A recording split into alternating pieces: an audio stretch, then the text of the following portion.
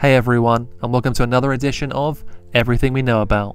This time we're going to be focusing on the latest entry in the Life is Strange franchise, Life is Strange Double Exposure. This new adventure is set to enter an early access period on October 15th, 2024, before releasing in its entirety on October 29th. If you lost interest in the franchise after the first Life is Strange from 2015, then this one is well worth paying attention to, as developer Deck 9 brings about the return of original Life is Strange protagonist, Max Caufield. A lot has changed since we last saw Max, but there's a new mystery to solve and new supernatural powers to control. Life is Strange Double Exposure continues the series' tradition of narrative-driven gameplay, combining emotional storytelling with supernatural elements. In this installment, players will navigate complex relationships and moral dilemmas, all while uncovering the mysteries that lie beneath the game's surface. Life is Strange Double Exposure will see us once again take on the role of Max Caufield from the original Life is Strange game. Said to now be a photographer in residence at the prestigious Caledon University, where she's come to make a fresh start, things take a turn when Max finds her closest new friend Safi dead in the snow. In order to save her from being murdered, Max decides to try using her rewind powers, which she hasn't used in years, only to somehow open up the way to a parallel timeline.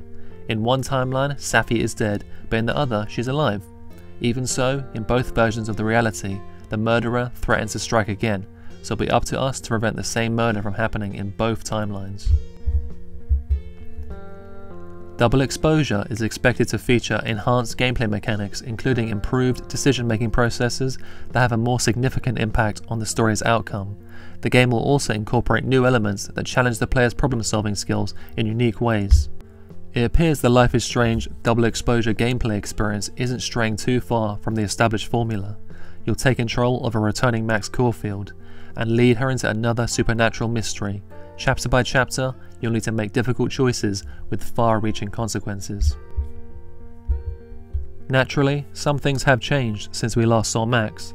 For starters, her time rewind powers have been replaced with a shift ability.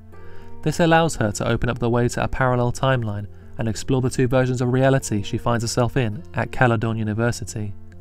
The game's narrative director describes the shift ability as a kind of evolution of her rewind power, and the reason behind that is at the heart of the story. Max hasn't used her rewind power for years because of the trauma she experienced using it in the past in Arcadia Bay. Alongside the ability to shift, she also has a pulse power which allows her to detect spots in either timeline where she can shift between realities, and also see glimpses of other people and key objects across both timelines to piece together events or clues. With this change in powers, that also means Deck 9 has made a sweeping alteration to your ability to second-guess yourself. Game director Jonathan Storter tells us that this time around, Max has got to commit to those choices. She doesn't have the option to just rewind and try the other path, and so there's a lot more weight every time we do throw up one of those major decision points, and you have to really commit to one, knowing that you cannot go back and take a second stab at it. One of the major questions among fans after the initial reveal was how Double Exposure would address the ending of the original Life is Strange, which saw you choose to either save Chloe or Arcadia Bay.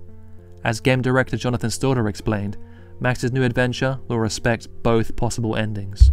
He elaborated further by explaining that there's no canon ending in our book to the first game.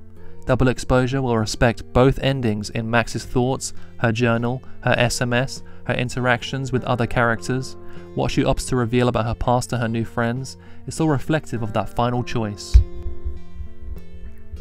In summary, Life is Strange Double Exposure is shaping up to be an emotional rollercoaster with gripping narratives and stunning visuals that push the boundaries of the series. What are you most excited about? What choice did you make at the end of Life is Strange 1? Chloe or Arcadia Bay? Will you be picking up the game on October 29th? Drop your thoughts in the comments below. I'll see you next time.